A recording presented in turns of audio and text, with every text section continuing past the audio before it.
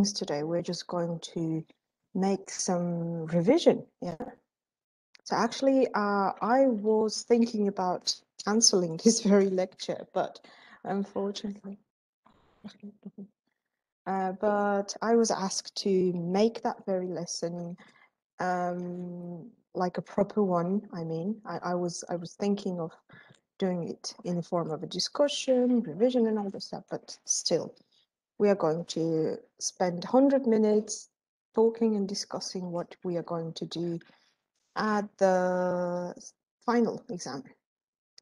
All right, guys, so can you remember, can you remind me, what kind of topics did we have during this wonderful course of lexicology and stylistics? So let's talk about lexicology first, the unit of lexicology. What do you remember from that very unit? What have we looked at so far? I remember the etymological survey of English word stock, and about word formation in modern English. About All right. Derivation of the words. Synonyms, antonyms. Okay. And also theories of Chomsky, Saussure, and of Also, about the word formation, for grammatic. Okay, derivational process. Thank you, Shahsanya, Mirvert, Nastya. Yeah, thank you very much. The morphemes and their divisions, like a fixation process and all this stuff. Yeah, well done. Thank you very much, Laura, as well. So, guys, about the etymology, yeah, Nastya has mentioned something about it. So, do you guys remember what elements? So you know that mostly most of the vocabulary of English language is consists of borrowed or loan words, right? But in vocabularies, the structure of English vocabulary comprises two elements. Yeah, what are they? What kind of elements we're talking about? It's native and borrowed words. Absolutely, thank you, Salda. So native and borrowed elements.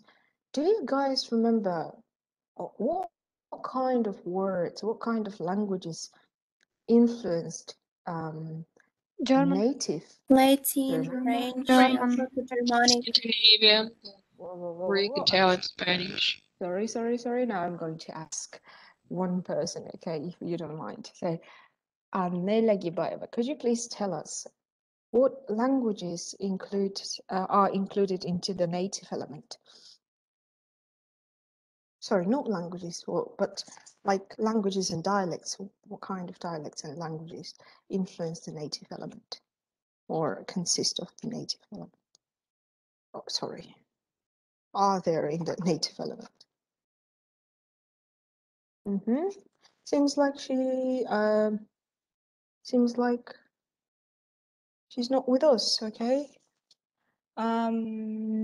Right then, Rosalda, please. So you the one who mentioned it, right? As I remember, we talk about 8 groups, right? 8 groups. For example, Indo-European elements, German elements, then Italian, Spanish, Indian, and others. Okay. Scandinavian. Scandinavian. Okay, they're all elements, right? But what about the native one? So native one, it's only 3. Indo-European, Germanic elements, and English, and some about Saxons, Anglo-Saxon, the old one. The old one. Okay. Sino-Tiberian, I guess. Pardon? Sino-Tiberian language. Oh, what is that? It's like It's like a group. For example, Spanish is in Indo-European group family. Okay, I never heard about it, to be So, honest. for example, Mandarin Chinese is in Sino-Tibetan group family. So that's why I'm telling you that. Do you really think that it's a native element of English word stock then? No, if we're talking like about the native elements, it's actually like in the European element, Germanic, and proper English elements that comprises Anglo-Saxons and Jutes. Okay, yeah. So teacher, Germanic and Anglo-Saxons are most influential natives elements. Thank you, Jansaya and Laura, for the solid answers. Well, what about the borrowed ones? What about the loan elements? What are they? Can we say that Latin is the borrowed Sure, one? for sure. Yeah. Latin is the borrowed one. There were like 3 periods. 3 periods, yeah. 4 periods, if I'm not mistaken. Oh, like 4 early periods. Latin, later Latin. Yep, the third period of Latin and the latest stratum of Latin words. Okay, yeah, great. Thank you very much, girls and boys. Well, yeah. So this, what you may think, what the heck is that? Why we're going to, why we are discussing that stuff? But please be attentive and maybe write down some notes, because the topics that I'm going to raise at today's lecture are going to be included into the final exam. So please be very much attentive. I think this very lecture is going to be quite valuable for you. All right, so so do you guys remember why then? Why words were borrowed? What kind of reasons? Historical reasons, I guess. Okay. Historical. This is like we all live in one world and we are all mixed. Okay, what other? Any others? Occasions related to the religion, for example. Geographic reasons. Yeah, geography, history, and all that stuff. Okay. Like due to their cultural interrelationship between each other. Yeah. Oh, great. Yeah. So Alina Fazilova is providing quite a nice answer to fill the gaps in the word stock of English language. Okay, Alina, what do you guys understand by filling the gap in the word stock? What is that very gap? Trade, yeah, the trade, geography, and all that stuff. It's all Science, yeah, also science and new technology stuff. Yeah, and all of them are about history. Yeah, we are just making a group of reason, like the influence of the history. Okay, so Alina provided a lovely answer to fill the gaps in the word stock of English language. What is that gap? What do you understand? What do you understand under that very thing to fill the gaps in the word stock of English language? What is that gap?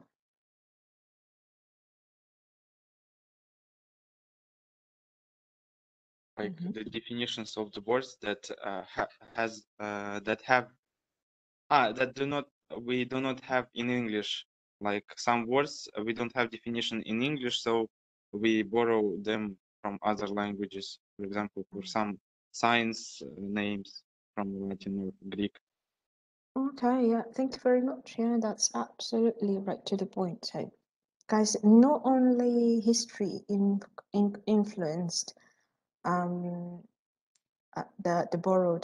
presence of the borrowed elements in English, but different needs of the language, as like filling the gaps in vocabulary, yeah, some kind of a gaps, maybe supplying some kind of a different connotation of some words, right?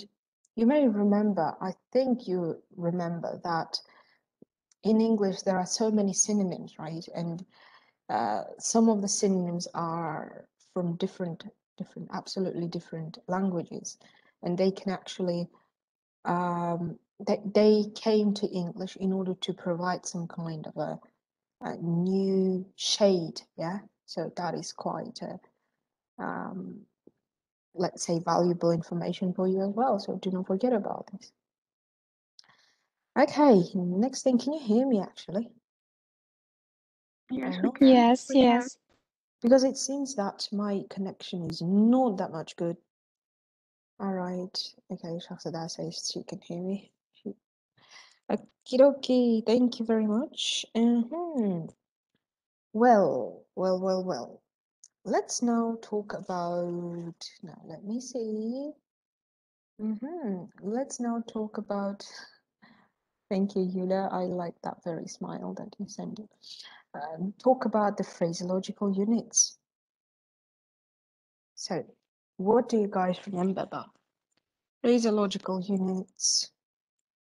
We look at them already many times, yeah?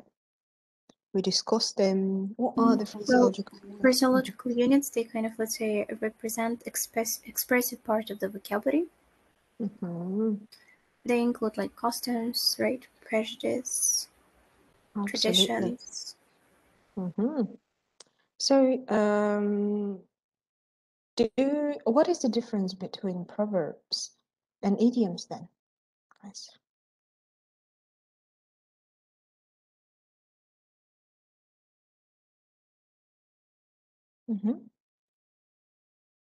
Do you remember what is the difference between proverbs and idioms?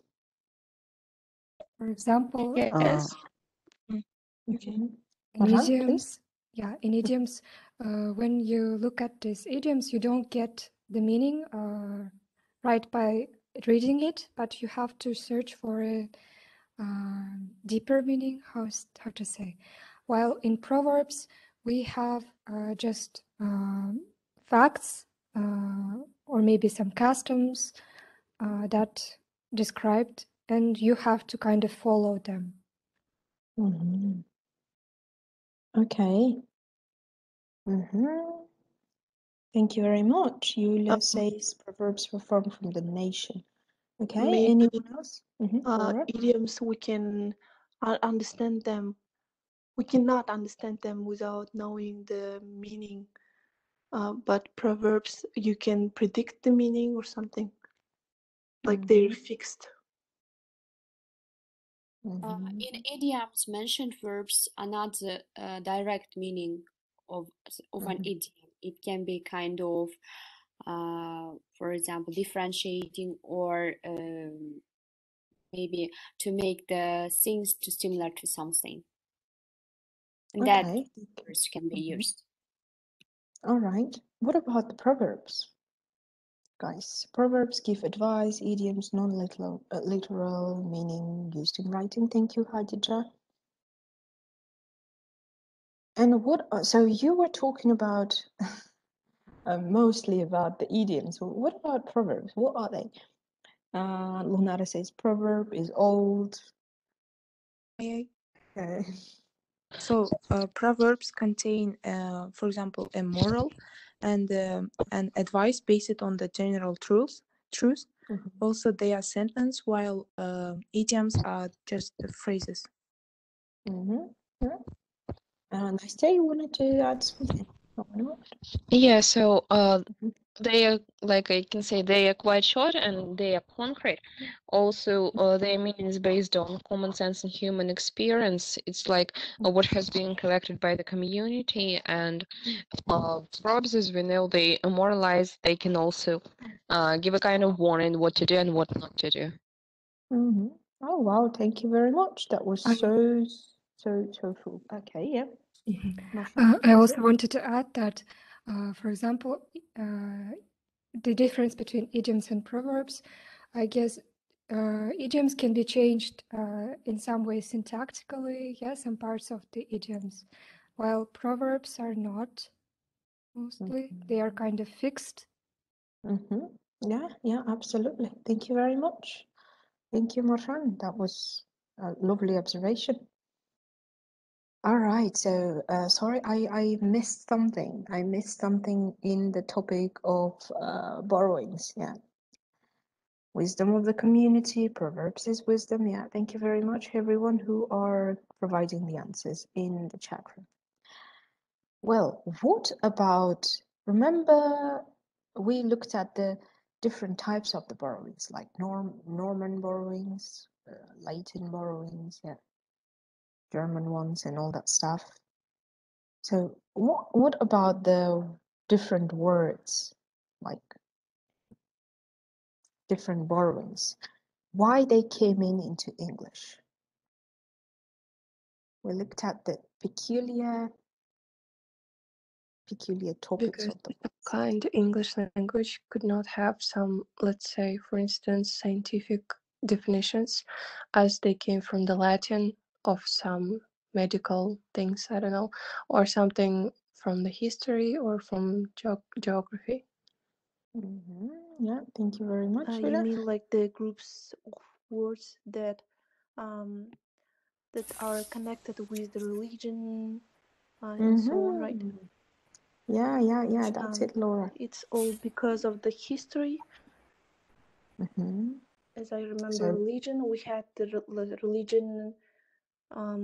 religion type of words. Then we had scientific words with like biology and stuff. Okay. So what? So we example, actually. Yep. Just I want to add that words can come in English language in the same way, and for example, in Kazakh language, for example, we don't have direct translation to the word computer in Kazakh language. We say just a computer because the invention of the computer is America, and this word taken from the English language actually. In that case, to English language, also the words taken from the, for example, Russian kind of inventions, the word croissant, no translation, and it's straightly just get the meaning in English language too. Okay, thank you. Thank you. Lovely observation again.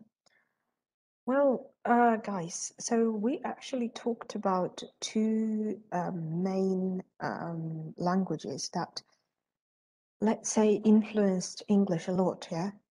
They are what languages? No, okay, let's say three languages.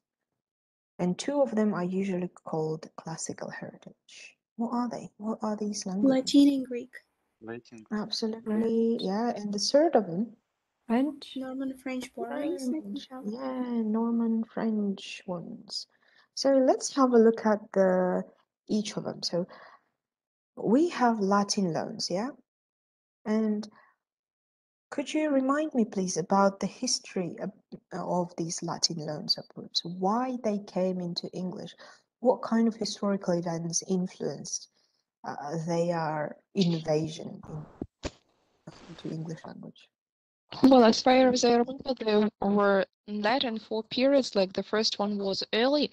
It was connected with Anglo-Saxon tribes, and they had a contact with Romans, but there was not invasion at that time, and they only used the words that showed like everyday things, like it could be port, wine. So this was the first stage. Then the 6th or 7th century, there was Christianity, and so they borrowed religious words such as priest and bishop. Okay. The third one, then? Then there was about Norman conquest, if I'm not mistaken, it was in 1066, and that was the third period. And some words also came use. And the last one was about the latest stratum. It was about abstract and scientific words like vaccine, molecular. If I'm not mistaken, like the third period of Latin words are connected with the Renaissance period, so that's why most of the words started appearing like related to the educational, major, minor, intelligent. Well done, thank you, Laura. Right to the point. Yeah, so I see many let's say opinions in the chat. Great geographical exploration, okay. colonization. Oh, I don't think England was ever colonized, but I don't know. Conquest and ACC, international words due to Christianity, church. Take me to church. Okay, Alina is referring to wonderful song by Hosea. Okay, let's go.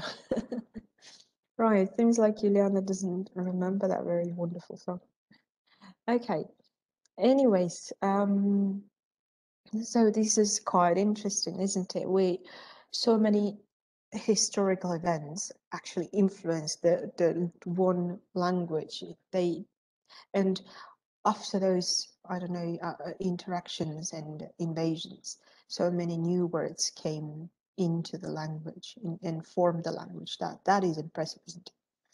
So lovely. Okay, and Norman French borrowings are not that there is not much information on it, but when French people were, let me just tell about it briefly. When French people, let's say, invaded England and they were ruling somehow England, they were into the rulership of England. They used to transfer. They loaned, let's say, not loaned, they gave their words, especially the words from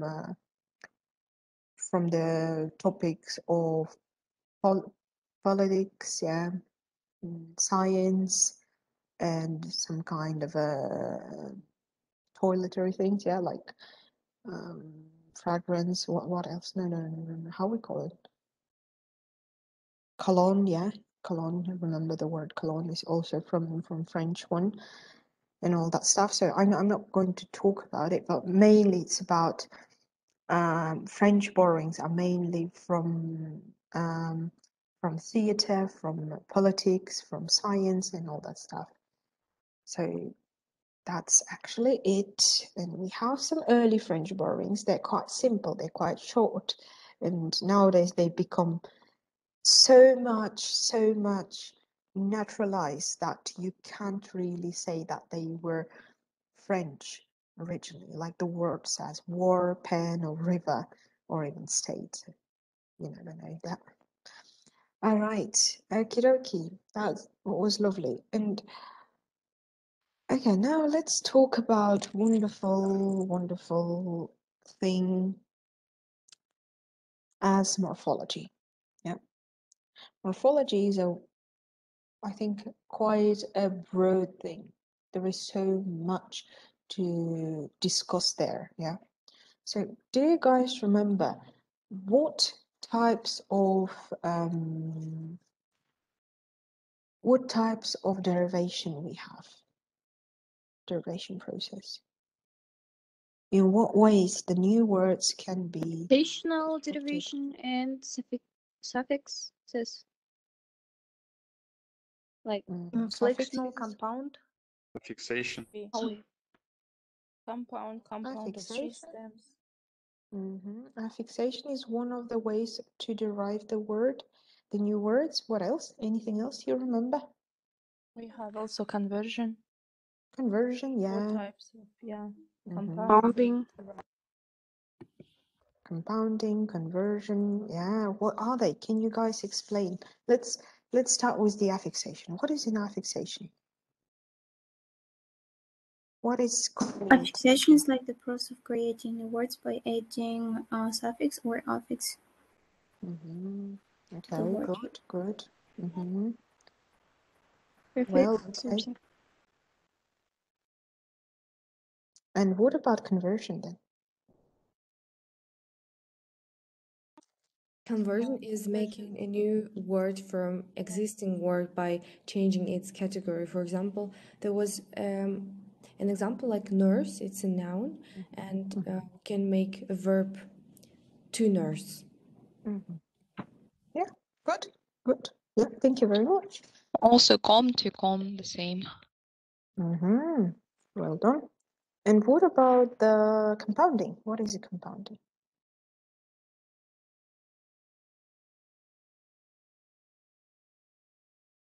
It's when they're made of two roots. It's like a simple stem or one root without affixes. Yeah, two or more Right. stems, yeah, without affixes. Joining two or more free morphemes. Okie dokie. Any other ways of deriving new words, you know?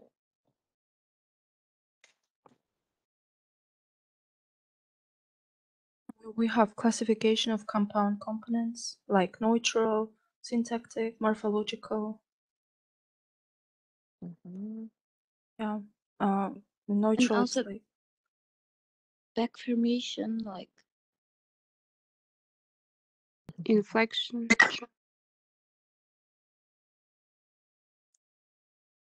Okay. Back formation, inflection. What are they? Black formation is a reversion. Like, for example, we have the word greed, it can be greedy, and we have the word lazy, it can be laser. And also we have reduplication as doubling a stem or root, but without changing the phonetic side, like without with the variation of root, vowel, or the consonant. Yeah, here we have also three types, like proper and graduational, and we have the rhyme. Okay, thank you very much. Yeah. Yeah, we have many of types of the derivation, right? And we also have blending when we are blending two like stems, yeah, not stems, even sometimes words, the whole words, and we get one blended one, yeah? Or we may have shortenings, and shortened words are also can be considered as the derived ones, yeah. Okay, good, good.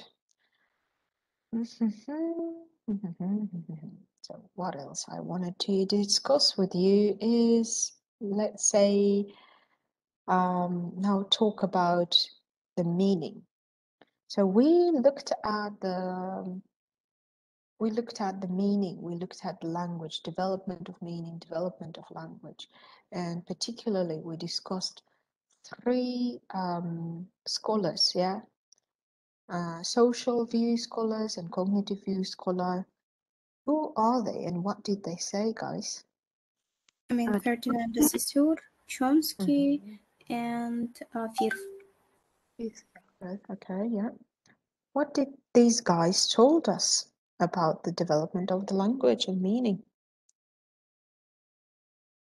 As far as I remember, Chomsky, he was the scientist who was on about the meaning of language being biological, which means like that genetically the language is developed early in childhood, while Ferdinand de Saussure, he was about sociological linguistics, and he has told that we learn language because we interact with people, not because it is in our genetics or something. Okay, lovely answer. What about Firth then? What exactly Firth told us?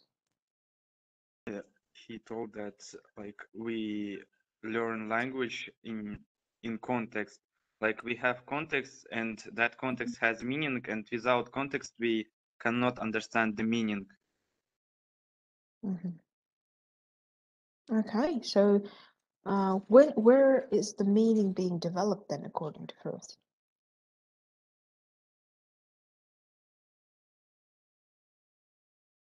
In Where real exactly? life contexts. In real life context, well done. Thank you Also, very much. they may occur from the like sounds, if I'm not mistaken. According to him. Yeah. While interacting with people. Yeah. Intonations and things. Intonation. So actually, this thing is the part of the context. Sorry, that's the reason he meant that. Good. So one more thing that I wanted to say in here. Okay, we already looked at it. Anything about lexicology so far? Oh, yeah. So when talking about the meaning, what is context and what is meaning? We looked at it, didn't we?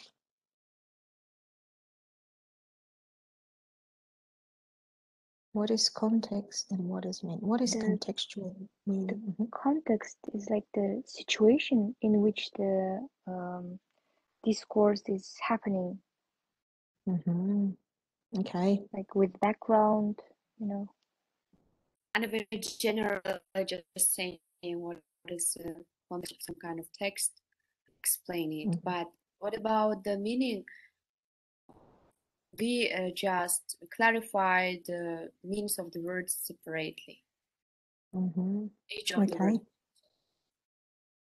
We have also concept, yeah, and meaning. Concept is not so much emotional, it is neutral about the meaning. While the meaning is actually more have bonds with emotions. Okay, good. So, you know, guys, we have so many meanings sometimes, yeah. One word, for instance, the word book, yeah, my favorite example, may have so many meanings, yeah. It's like booking and in terms of reserving, or like a book as a thing that help us to gain the knowledge out of it. So what is that very notion called when the word has so many meanings, when one word has many meanings? What is that concept? Sorry, notion.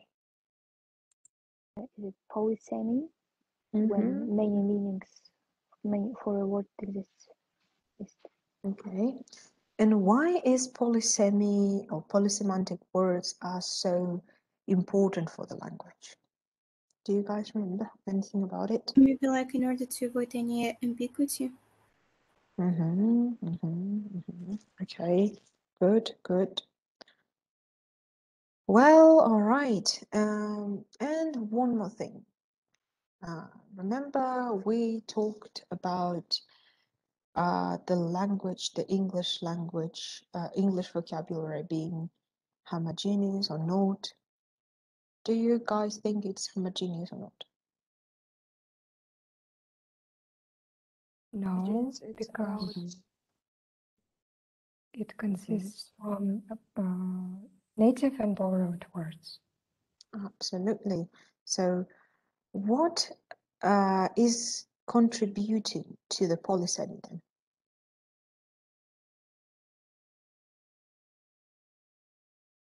What is helping English vocabulary to be, English words to be polysemantic?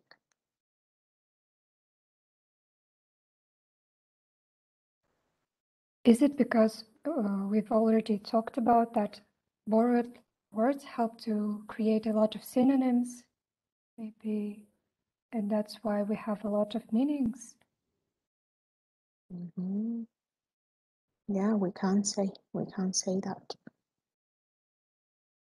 So actually, getting many meanings, or sorry, having borrowed words, borrowed elements in the language helps to provide polysemy. Polysemy is showing polysemy in the language actually is being very nice for the speakers of the language, because it shows the richness of the language, let's say, in that very particular form, right? Yeah. So it shows that people speaking the language are quite intelligent enough to have different meanings for one word, and showing that actually they can bear with that, they can manage with that thing, yeah, of having so many meanings in one word carrying. Okay, thank you. No. Let me just look at it. So in the very beginning, we looked at the, let's say, we looked at the types of the, I forgot, styles, yeah, types of the functional styles. What types of the functional styles do you guys remember?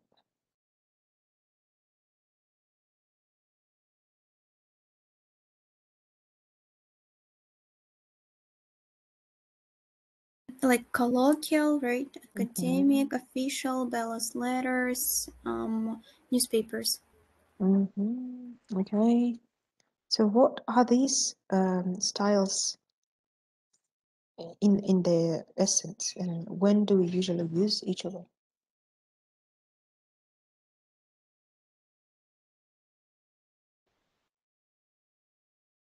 For example, colloquial style is more for direct communication, yeah, for speech, while others are more for written language. Okay. Yeah, I do agree. Anything else? What about the newspaper style? What is so peculiar about it?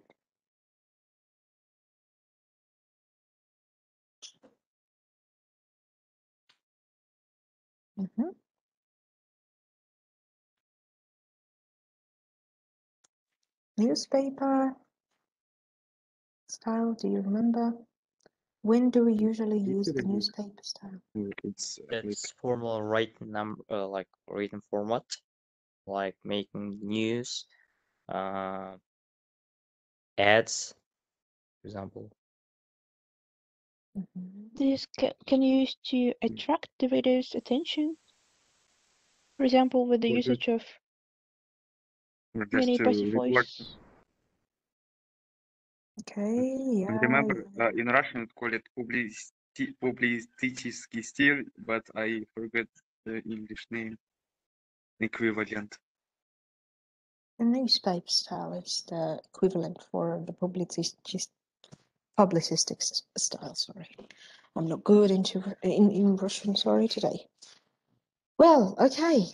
So when we talked about the meaning, we also looked at the systematic approach to the vocabulary teaching.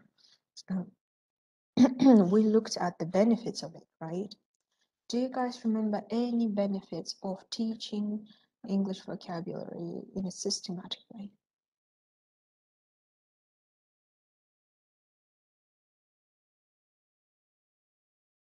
For example, by this approach, we can deeply lean into the derivational process of the words, every words, and teach it to the students. Yeah, how these words were created, what are their affixes, and then those students can lately recognize other words that were built with the similar process.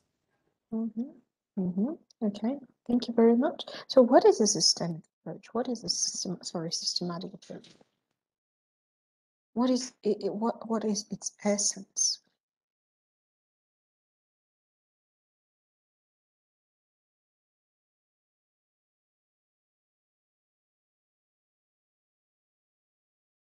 What do you understand by teaching English vocabulary systematically? Teachers teach students about words construction further. They can themselves learn and construct, okay? They will be able to build new words and to recognize by this knowledge. Okay, it is all about the knowledge and knowledge, but what is it? Teaching words systematically. Like teaching English, paying attention to like inflectional and derivational processes, their bonds. Teaching students means do not have difficult final steps.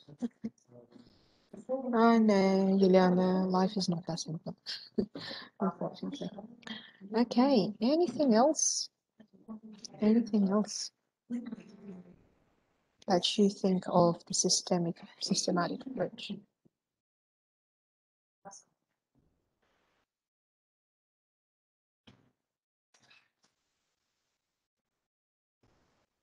Like maybe first you introduce the words to them, and then you introduce the meaning to them, and then like you give examples.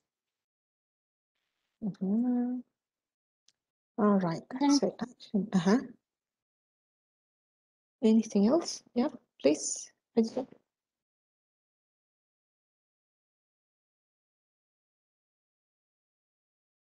Hello, you wanted to say something?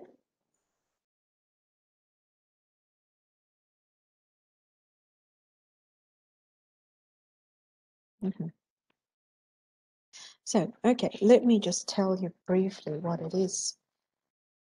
So it's what a systematic approach to the studying the words and vocabulary of English. It is the, let's say, close looking at the words. It is when you are investigating the words, when you are looking at its derivational process, at the inflectional process, looking at its function, looking at the types of the morphemes they consist of. So it's a careful investigation. Yeah. So that is quite important for you to do when teaching English. If you remember, at the classes of Kazakh or Russian, whatever language you had at your school, we used to do the morphological analysis. So it actually helps. The analysis helps us to understand the setting of the words. So it helps us to develop a system in our heads, a system of the word construction. And that very system further may provide some, let's say, may develop, let's say, some kind of a skill to build new words, to derive new words. So it is about it.